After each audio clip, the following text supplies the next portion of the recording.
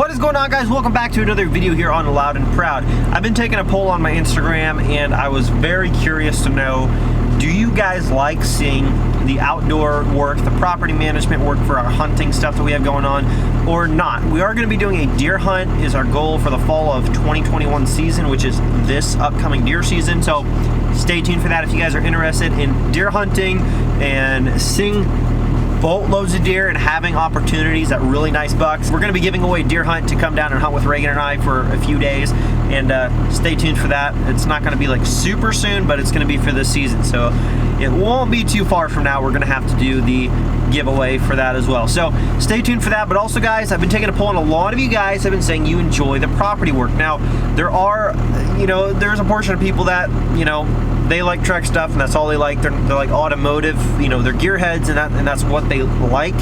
They don't really care for outdoor stuff, property work, and all that stuff, and I get that. It's just, if it's not your thing, it's not your thing. But there are a lot of you guys that are very much like me, and you're always looking for new ways to improve your hunting ground and improve your property for wildlife, whether it's turkey, deer, rabbit, squirrel, whatever it is, and you want to improve your property for more than just one purpose. If you guys like that stuff, awesome. If you don't, I'm still gonna try to leave in the video the little titles that tell you when to skip ahead if you're only here for truck stuff, because of course that's what we mostly have based our channel off of. But in the beginning, we based it off of pretty much just whatever I had going on, whether it was truck stuff, farm work, property work, just whatever I had going on, I filmed it and you guys loved it. So I'm just gonna try to keep doing that like I used to, and not just do only truck or only this, just keep it going back and forth. So we're gonna go to the property here first thing this morning. If you want to skip ahead to only truck stuff, I've got something I'm gonna be working on. Just skip to this part of the video if you only want to see truck stuff. But for those of you who like to see the property work and you want to learn something new, this is for you. We are out here to the Ohio property, and we're gonna be doing a few things here. The other day I was out here, I forgot my hinging tool, so I didn't end up filming anything out here. That was when I planted that food plot at my dad's, the clover plot, and I forgot my hinging tool here, so I could only do small stuff, so I didn't really film much. Got the tool today, got the fuel, got the steel fixed. Apparently it had some other issues. It needed like the carb retuned and the lines all flushed out, and then the air filter or whatever cleaner was all gunked up too. So that's all good to go now, but we're gonna be moving a stand to this tree right here, and I'm gonna be moving the type of stand. It's gonna be a buddy stand with a lock on the side of the tree. So we're gonna go get that. We're gonna move it over here. But what we're also gonna do, a few things. I wanna make a trail along the river to this stand that has more cover provided than what we have right now. And I hinge cut these branches in front of this tree so that hopefully they'll still live, and they'll kind of grow some foliage right there. So on both sides, and it kind of hides you coming around this corner here over to the ladder. And then what I've also got is I hinge cut these trees right here at a deer's eye level down low.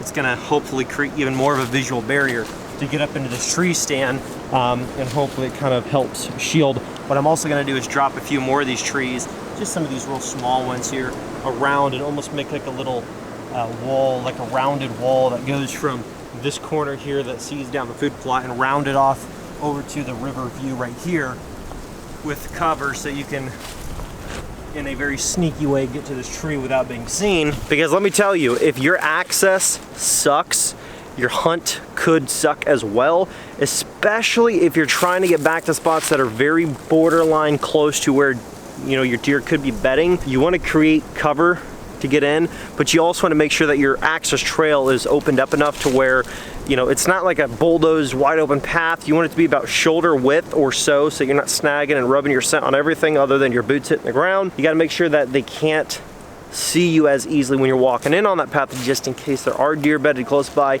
You'd be surprised, other than your wind being one of the most crucial things, you'd be surprised how many times you can walk within 50 yards of a deer and they will not flinch if all they hear is some crunching, but they can't see you. And the reason that is because, think about it, there's raccoons, there's possums, there's other deer, there's squirrels, there's all kinds of stuff walking around the woods, especially here. We got rabbits out the freaking wazoo over here. We got rabbits everywhere here, and possums and all that other stuff. So it's like, the deer are used to hearing other stuff.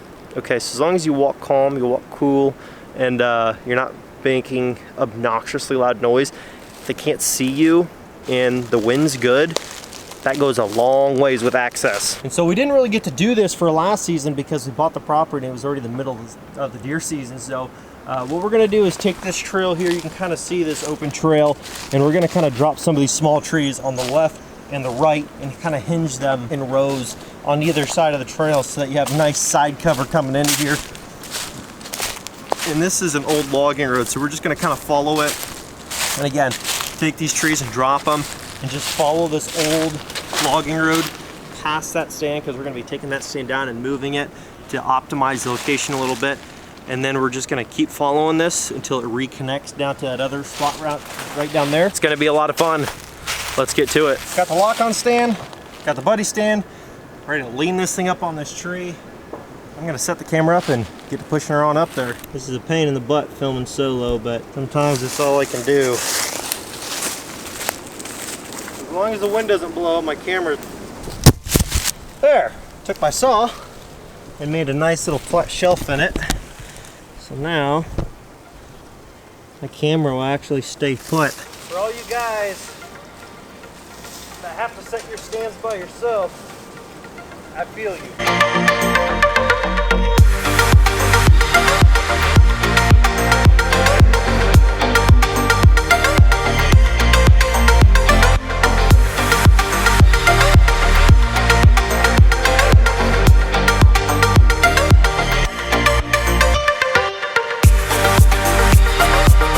2.5 hours later, we got the spot set up pretty much how we want it.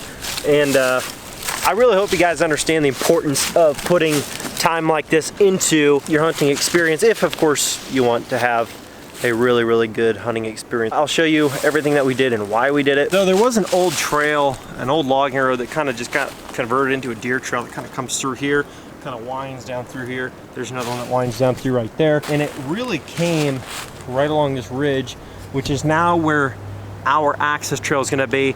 And I haven't seen many deer use this trail in a while.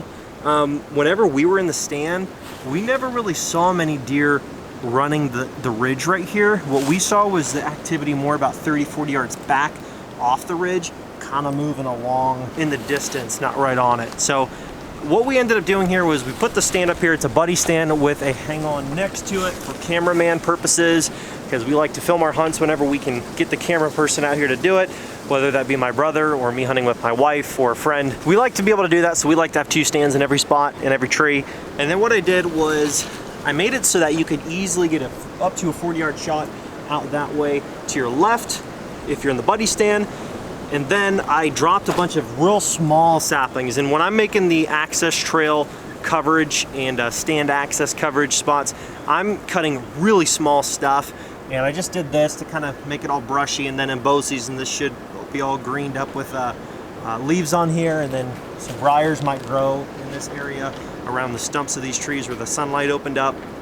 So this is going to create a nice little wall of brush to get in and hopefully keep from any deer off in any of the bedding that away, which is dominantly over 100 yards away, most of the core bedding. Hopefully this will keep our visual presence down to a minimum. But then your access coming in, I'm not super concerned about over here to this side of the stand, because this section of woods right here is pretty open. So I've never walked in the dark or in the afternoon and had deer bedded in this wide open spot, but I have seen deer down across here where it's real grassy. Usually that's about 4 or 5 foot tall of grass, and it's green and lush, and the deer are always bedded in it. So I'm more concerned about this big wide open area over there where that they lay around in this grass, because sometimes they just get up and they'll just pivot their heads around to check and then lay back down. But you can't see them because they're so well covered. So what I tried to do is create this edge, which starts about here, and it's about 5 foot tall, 5-6 foot tall, most of it. And it's just this edge of hinge cuts down on this side along your river, because this was a pretty open view. And you guys have to keep in mind that right now everything is of course dead. There's no leaves on anything other than some that stuck around. But for the most part, this is going to really help with keeping us covered up. you know, coming in the mornings and the afternoons, probably more so in the mornings when it's already darker out and it's just kind of a little bit harder to see for us and for the deer. But like, this is gonna help tremendously because this is of course gonna grow up, and the intentions are that these trees, all these hinge cuts, live at least for a while, and they blossom up with green shoots all over them and new leaves, and creates a nice wall of brush coming in bow season up until about early November, and then of course everything will come off, I'm sure. So there's the old stand. So there's an access road right there that's in some thick nasty brush, and it opens up right there, and then we just got to step over from there, and then pretty much from here on, this whole strip that was ordinarily pretty open, here's eye level. It's pretty well covered up now, and of course with leaves growing on all these trees, that's just going to help even more, and it's going to be a nice added amount of cover so that the deer that may be bedded down in that lower grassy area don't see us walking along this access path here on the ridge. Some people might ask, well, why wouldn't you make your trail further into your property so it's not near this big open access path? The reason I did this in this location is because if you go towards the heart of the property, it does get thicker, and I don't want to be walking through my bedding area spooking the deer off my property, because my intentions are of course to be able to hunt the deer that are on my ground as they get up to move about, not theirs. But if you blow out deer that are on the other side that see you coming and they start snorting and running and making a ruckus, it's game over. For the most part, it's just going to ruin the odds of your morning going in a successful direction. So of course you want to prepare for everything, which is what we're trying to do. And the other thing is too, there's a lot of food out there. So there's this clover plot here, and then in another 75 yards on the other side of this one, there's another big feeding strip, and then another 75 over, there's another feeding strip.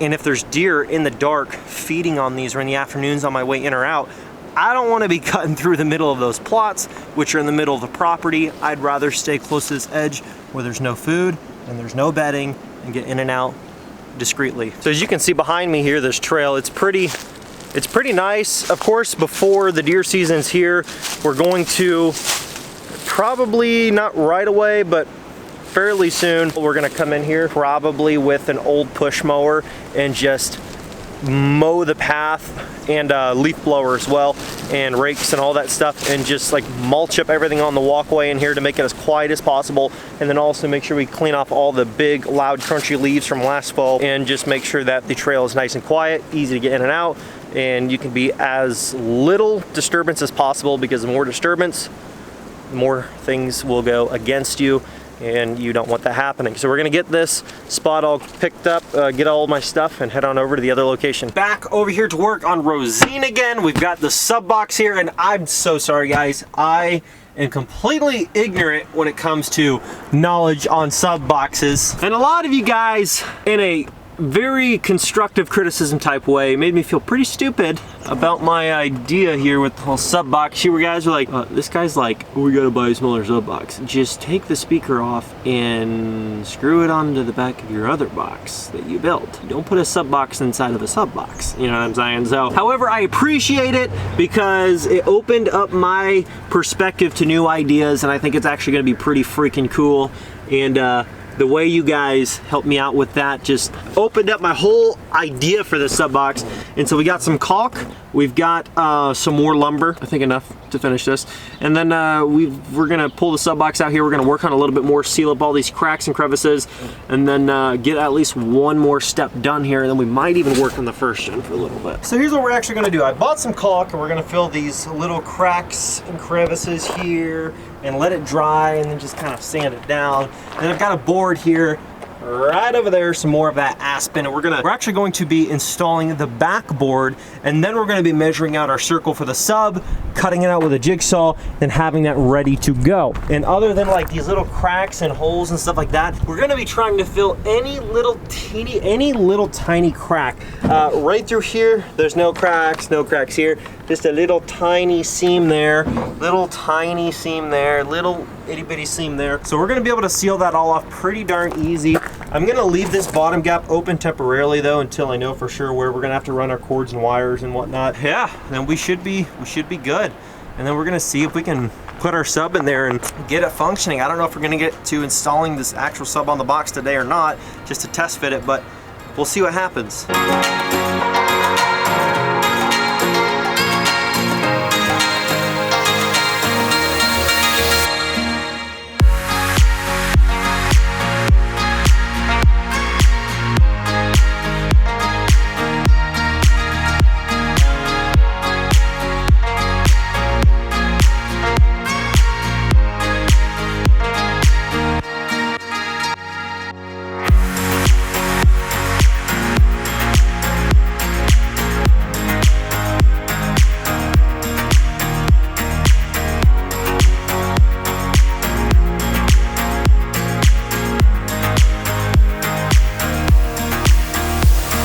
It's actually turning out very, very great. I got the sub all taken apart and I got everything pretty much assembled just enough for the testing, and it sounded really good. So you can see the sub is in. We've got the wiring right there for your power going to it, which right now is just ran over top of the seat because she used to have it sitting on her back seat, but we're obviously gonna unplug those, run it down under the seat, and then it's gonna sit back here. We might put like a floor mat over the back seat. That way it's not going to get snagged on anybody's feet. She's got all this merch falling out of the back of her truck.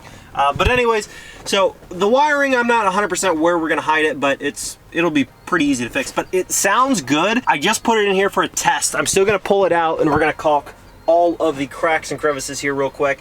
That way it can have a day or two to, you know, harden up and make sure it's good. Then we might kind of sand around the edges of all the little rough stuff. I'm gonna get I believe it's called a routing tool, and round off all the edges on the top and round off the edges around the front of the cup holder and down all the corners so that it's not sharp for the leather and it doesn't puncture anything. And other than that, it's just about good to go. I mean, it'll be done in just a few more steps.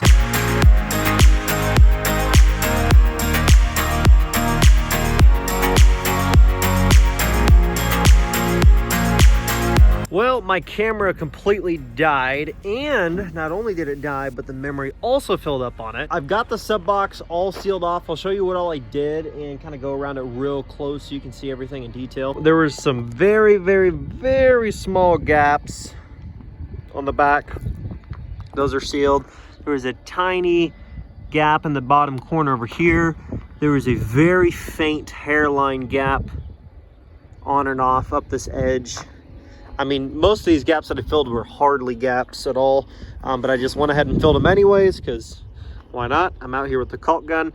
I did this gap right here and down here, just kind of filled in that saw cut mark, and then I just filled it up all the way, you can see all the way across, and then I took a piece of cardboard and just smoothly went over here and wiped off any excess. Same thing down here. I did fill this a little bit, you can see down in there. And then you can see this is the front of the box. The front of the box, I still have this open down here because I have to cut my holes for my cup holders, and I want to be able to dump the sawdust out and get a vacuum nozzle up in here a little bit. But I did this crack all the way up the front. There was very hardly any kind of an airline gap, but I sealed it off. Same with up here. I mean, it's very airtight now. As long as everything dries up good, we should be in very good shape. Same thing on this side. And I did put it in the truck and I tested it. See if I can talk on here without all the wind noise. I don't have, with this camera, I have a wind protection. On my phone, I don't. But this thing it sounded really good, but you could definitely feel the air busting through the seams of the real small cracks around there. So I wanted to take it out, obviously, and seal it up, which is what I was planning on doing anyway. So hopefully that works. But you guys got to keep in mind, on top of me sealing it off with silicone, this is also going to be getting leather wrapped. And that's going to be pretty much kind of like the effect of, you know, how those other sub boxes are wrapped in the carpet material. So this has actually only got 4 screws holding it on right now. I didn't want to put all 8 in there. Just because it's gonna have to come off anyways, and I figured there's no sense in it. I just wanted to make sure that the sub worked, and I wanted to see what it sounded like before we finished sealing off everything and doing the leather, just so I got a comparison. But it sounded great. I also don't want to get a copyright claim on this video. I really don't want to get copyright strikes on my account, but it does sound really good. I think Reagan's gonna like it in the truck when it's all said and done. That's gonna be a wrap on this video. I'm gonna go spend some time with Reagan tonight, but if you want to get 5 times the entries towards winning this truck plus $5,000 cash, 5X entries end on Sunday, March 14th, which is in 48 hours. So if you haven't gotten your entries yet, 5X entries are almost over, and then it's going to be dropping down. And the entire giveaway itself ends in 17 days on March 29th. So if you haven't done so yet, place those orders at lmpgear.com. And as soon as you check out buying anything on the store, you're automatically entered to win. And in the next video with this truck, we are going to be doing a small fuel upgrade. It's a small upgrade, but it's going to make a decent amount of difference, and I think you guys are going to really like that. It involves more smoke and a little more power, so what's not to like? Also, the dually, we should have it back next week. It's been in the shop for a few different things, and we'll go over those few different things once we get it back.